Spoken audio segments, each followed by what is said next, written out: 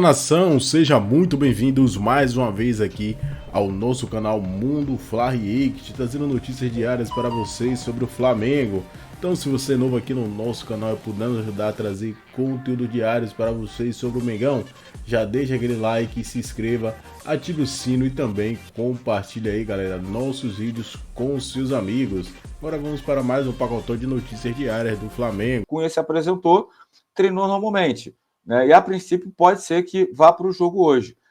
Você acha que hoje seria, até porque o Rossi treinou a semana inteira, seria um jogo para o Rossi estrear finalmente no Flamengo? Ou você acha que, pensando na final da Copa do Brasil, se o Matheus Cunha provavelmente vai ser o escolhido do Sampaoli para seguir com o ritmo, entrar em campo hoje? Eu acho que o São Paulo talvez nem tenha essa resposta ainda. A ideia, pelo que eu apurei da segunda-feira, né, antes dessa situação do Matheus voltar, era o Rossi jogar. Estava definido, segundo me passaram essa informação. O homem está decidido a jogar com o argentino no gol, porque o rapaz vai chegar muito em cima e tudo, só que ele antecipou a volta. Estamos gerando essa dúvida. Eu acho que o Rossi já deveria estar jogando há muito tempo. A minha opinião sobre o Matheus Cunha é um goleiro jovem, promissor, tem qualidades, mas ele não é o Júlio César. Para quem não se lembra, ou quem não viu, que era muito novinho, o Júlio César barrou o Klemer numa situação, não toda uma emergência. O Klemer era o titular. O Flamengo tinha contratado o Klemer da Portuguesa depois de uma temporada muito boa. E no dia que o Júlio César entrou, ele nunca mais saiu. Ele fechou o gol e depois outros jogos assim com atuações impressionantes até, e nunca mais saiu do gol. O Júlio César depois virou goleiro de seleção brasileira, foi eleito o melhor do mundo quando eu jogava na Inter de Milão, campeão europeu.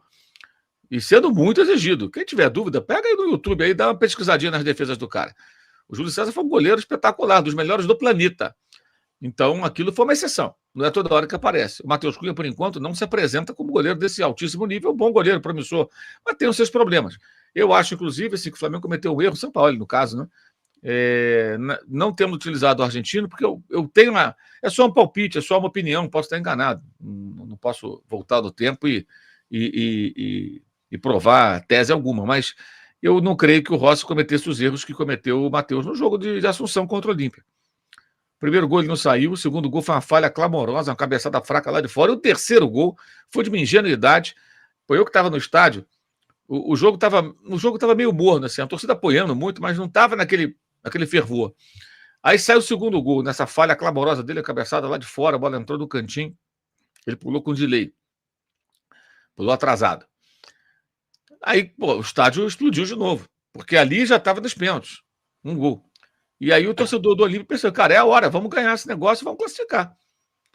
Quando o estádio começa a crescer, o que o goleiro tem que fazer? Cai, finge que fraturou, rola no gramado, esfria o jogo, chama a maca, chama o médico, chama o Batman, chama o Superman, chama quem quiser, mas não acelera o jogo, pô. Aí sai a bola pela linha de fundo, ele pediu ali uma posse de bola, uma falta, alguma coisa, mas era escanteio. Ele pega a bola e joga com força na direção da bandeira de escanteio, acelerando a cobrança. Batida do escanteio, o gol. Claro, a culpa não é só dele. Culpa do sistema defensivo, que falhou demais, mais um gol de cabeça. Mas eu estou falando dos goleiros especificamente, da participação negativa do goleiro do Flamengo nesse jogo. Ele não foi o único, claro, acho que até que não é o maior culpado. Para mim, o maior culpado são os jogadores e o técnico, os jogadores mais experientes, que não souberam também controlar aquele jogo, uma atuação ridícula. Mas ele não podia ter feito aquilo. Ah, ele não sabe? Ele é ingênuo? Não acredito, ele é um profissional. Ele sabe. Mas é o nervosismo, a situação. O cara às vezes não consegue pensar com a mesma clareza. Se fosse um goleiro mais experiente, fosse o Rossi, o goleiro do Boca, gente, acostumado a esses jogos, o cara possivelmente não ia dar um mole desse. Cai no chão, retarda o início do jogo, esfria. Ah, você está defendendo o antijogo. Eu estou defendendo o futebol como ele é, amigo. Você acha que os adversários não fazem isso? Aí você vai fazer o quê? Domingo tiver 1-0 São Paulo no Maracanã, você acha que o São Paulo vai fazer o quê? Vai ter pressa, bater lateral, escanteio, tiro de metas, vai devolver a bola correndo para o Flamengo? Se fizer isso, são os bobos. Porque ninguém faz isso. Futebol não é isso, pô. Então acho que o Flamengo já deveria ter colocado o Sampaoli, no caso. Já deveria ter colocado o Rossi antes, para até observá-lo, ver o estágio técnico desse goleiro e estabelecer uma briga por posição. Ainda tem o Santos, que é um bom goleiro. Ficou meio marcado por uma fase ruim, mas é um bom goleiro. Inclusive, o Flamengo possivelmente, possivelmente vai negociá-lo ano que vem. Ele tem mercado e surgindo uma oportunidade, vai negociar, porque é um goleiro muito caro para ser terceiro goleiro. Porque o plano inicial era ter Santos e Rossi. E o Matheus Cunha esperar a sua vez, que é um menino e tudo. Um dia chega a vez de repente, o São Paulo se apaixonou por ele, botou para jogar, ele tem correspondido com boas atuações. Eu só acho que ele não é um goleiro num nível para você falar assim, não, esse garoto, ele é muito bom, ele é fora da curva, ele é espetacular, ele não tem nem que disputar a posição. É ele, acabou. Esse é o Júlio César, já passou, foi lá atrás. Matheus Cunha não é o Júlio César. É um goleiro que pode disputar a posição. E ele está sendo tratado pelo São Paulo como se fosse um intocável. Eu acho que ele não está nesse nível. Esse é o meu ponto de vista. Para ficar claro para quem não entendeu. É um bom goleiro, é promissor. Mas não é tão bom para ser tratado como um goleiro titular absoluto, intocável, que nem precisa disputar a posição. E como é que ele vai disputar a posição? Desde que o outro tenha chance. No jogo de hoje, pede a presença desse goleiro. Pode até entrar e falhar, gente. Vai ter que jogar um dia. O cara não entrou ainda em campo com a camisa do Flamengo. Ele está sem jogar desde o início do ano. Praticamente, que ele mal jogou lá no futebol saudita, quando foi emprestado, no primeiro semestre. E o cara fez questão de jogar no Flamengo. O Flamengo fez uma proposta para ele, brigou com o Riquelme, com o Boca, lá bateu de frente. Tá na hora de jogar, né? Tem que ver esse cara em ação, colocar esse cara em forma e ter disputa por posição no gol também. E eu falo do jogo do Olímpia, que é um jogo muito importante, que o Flamengo fez um papelão, mas o goleiro mostrou também fragilidades. Agora tem uma decisão. Vamos ver como é que fica. O Fabinho SA fez um superchat aqui, falando, fala, meus amigos. Fabinho, obrigado pelo superchat, meu amigo. Concordo com o Mauro. Matheus Cunha, na minha opinião, é super valorizado, mas imaturo. Abraços. Valeu, Fabinho, obrigado. E o Matheus Cunha é jovem, vai oscilar ainda, o que é natural. Ele pode se tornar um grande goleiro, mas eu concordo com o Mauro. Ele tem potencial para ser um grande goleiro, mas não um fenômeno no gol. E a gente vê que grandes goleiros oscilam. Se a gente pega até o exemplo, o Lucas Perry foi convocado agora. O Lucas Perry surgiu no São Paulo, rodou, estava no Náutico, o Botafogo foi buscar e agora está num bom momento. É um bom goleiro, fazendo um baita campeonato. Então, enfim, goleiro jovem oscila, mas é o que eu concordo com o Mauro, né? E acho que passou da hora do Rossi ser testado.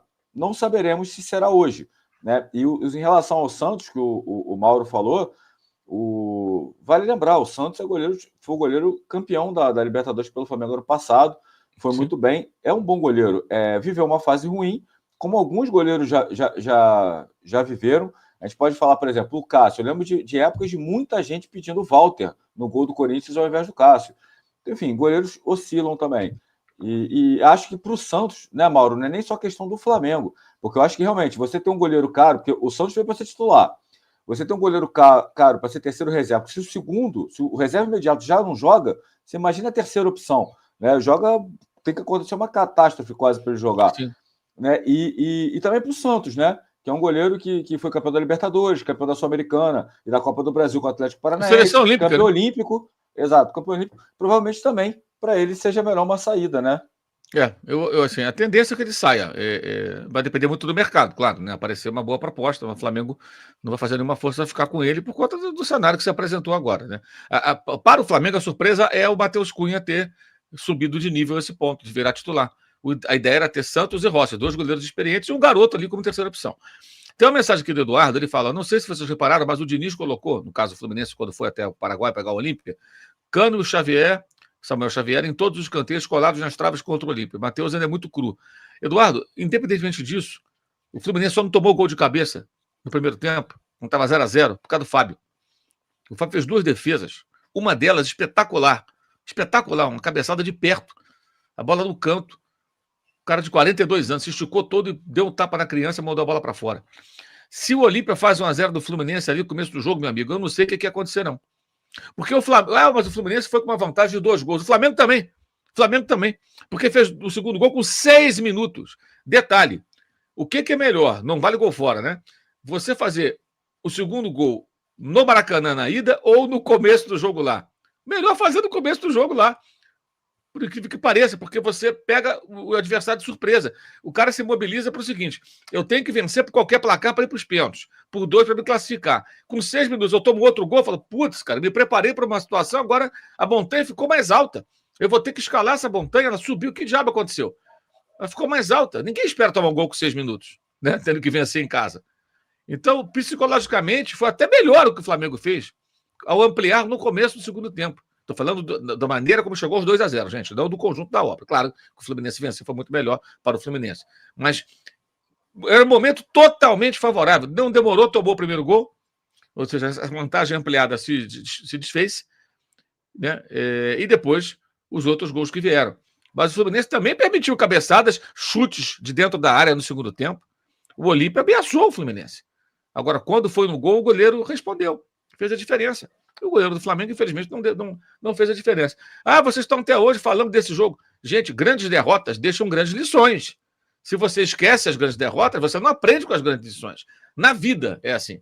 Coisas que não dão certo, você não pode esquecer. Você tem que ficar, cara, o que eu fiz de errado ali? Vou fazer tudo diferente agora. É isso. Então, perto de uma decisão, jogos como Flamengo e Olímpia no Paraguai, eles têm que ser lembrados. Os detalhes, para que você não cometa os mesmos erros. Por exemplo, na Copa do Brasil, Flamengo e São Paulo em 2020, o Flamengo foi derrotado jogando muito melhor na estreia do Rogério Ceni por conta do senhor Hugo, que resolveu driblar o Brenner na pequena área praticamente no último minuto. Aquilo condicionou totalmente o jogo de volta. No jogo de volta, para quem não se lembra, o time do Diniz deu a bola para o Flamengo. O São Paulo deu a bola para o Flamengo, falou, se vira, eu estou ganhando de você aqui. E aí ganhou de novo. O Flamengo correu e tal, muitos desfalques, tentando ali o gol, uma partida confusa, técnico recém-chegado, e acabou sendo eliminado. Tudo por conta de uma presepada de um goleiro. Aí esse goleiro com o Paulo Souza teve inúmeras chances. E muita gente custou a perceber que ele não tinha condição técnica de ser goleiro do Flamengo. Então, assim, nos erros, você tem que aprender alguma coisa.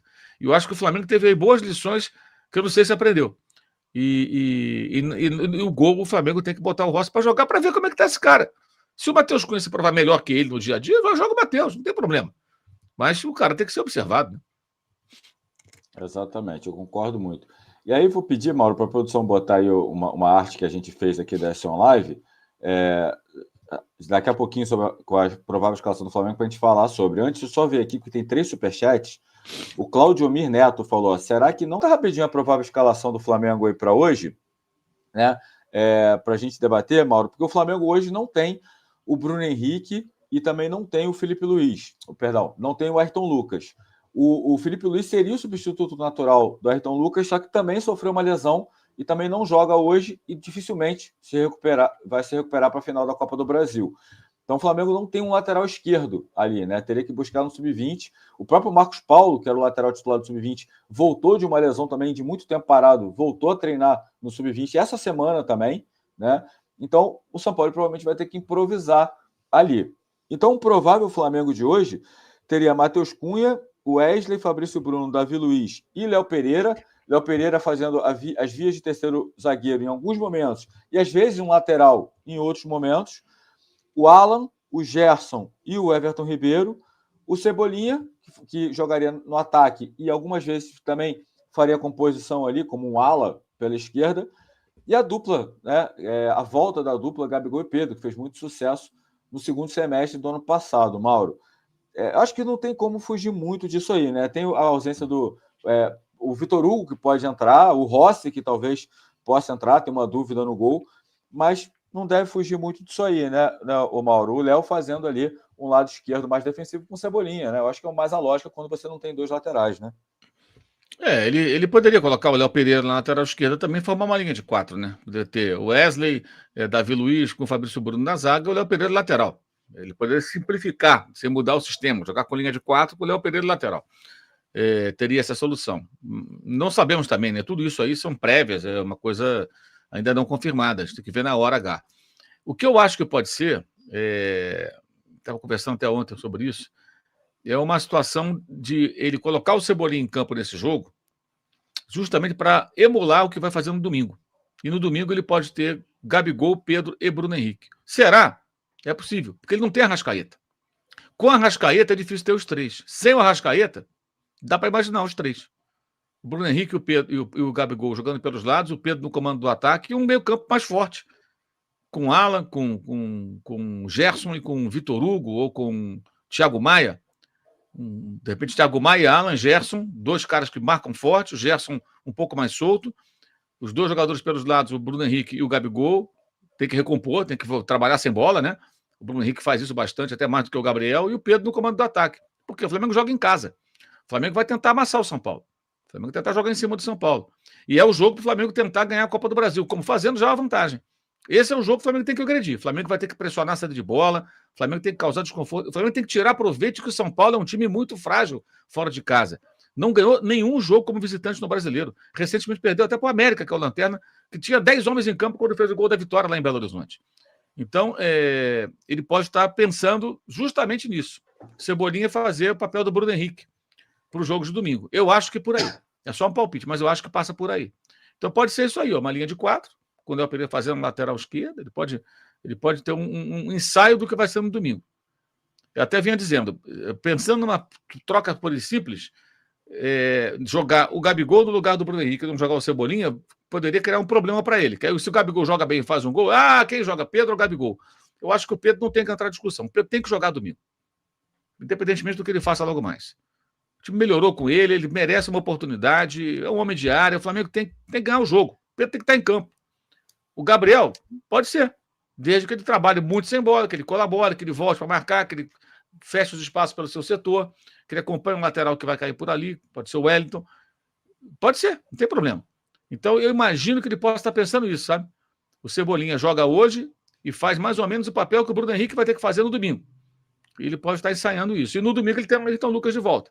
E aí ele pode ter a zaga com Fabrício e Léo Pereira, ou Davi Luiz e Léo Pereira. Eu acho que é Fabrício e Léo Pereira, acho que o Davi fica de fora, acho.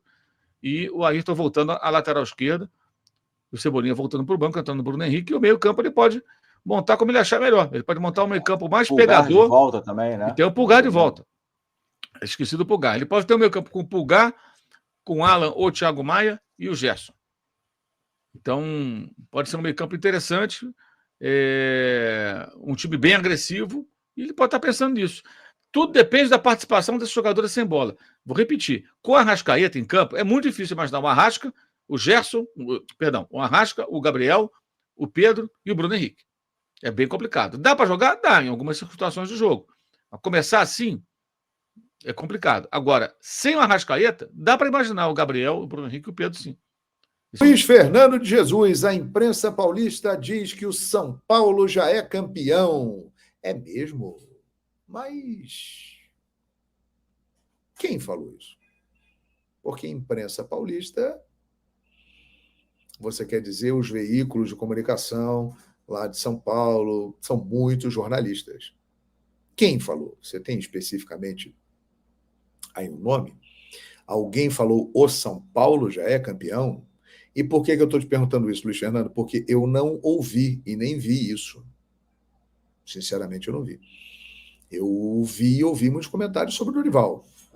Porque agora vai ser a forra do Dorival em cima do Flamengo, porque o Flamengo não renovou o contrato do Dorival, então agora vai ver só, vai ser um acerto de conta já da Dorival. Tem muita gente torcendo para o Dorival ganhar, primeiro por essa história e depois porque também vai torcer contra o Flamengo. Essa que é a verdade. Agora, eu confesso que eu não vi isso, não.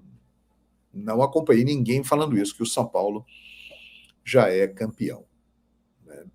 É uma final bem difícil, bem disputada, e os dois têm uma chance boa de ganhar. Eu acho que meio a meio, 50-50. O time do Flamengo é melhor? O time do Flamengo é melhor. Sem dúvida. O elenco do Flamengo é melhor? O elenco do Flamengo é melhor. Mas o Flamengo é uma incógnita. Você não sabe se o Flamengo vai estar numa mobilização para esse jogo. Tem que estar, né? Mas não sabemos se vai estar. E o São Paulo melhorou muito com a chegada do Dorival, com a chegada do Lucas Moura. O Rames Rodrigues ainda não engrenou. Mas é um bom time. O Flamengo é melhor, mas o São Paulo tem um bom time, está em boa fase, vai decidir no Morumbi. Então, tudo isso equilibra muito a final entre Flamengo e São Paulo. É uma final bem disputada. Bem disputada, perdão. Ezequias, 22 horas aqui no Paraguai vai ser o jogo. Olha, aqui no Brasil, horário de Brasília, 23. Isso aí, nação. Ficamos por aqui e esse foi mais um corte aqui do nosso canal Mundo Fla-Riei, trazendo notícias diárias aí para vocês sobre o Flamengo. Então, se você está gostando do nosso conteúdo aqui no YouTube, podendo nos ajudar a trazer conteúdos diários para vocês sobre o Mengão, Deixe seu like, se inscreva, ative o sino e também compartilhe aí, galera, nossos vídeos com os seus amigos. Hoje tem jogo do Mengão aí, partida válida pelo Brasileirão. Flamengo enfrentará hoje às 21h30 o Atlético Paranaense jogando em casa aí, partida válida pelo Campeonato Brasileiro.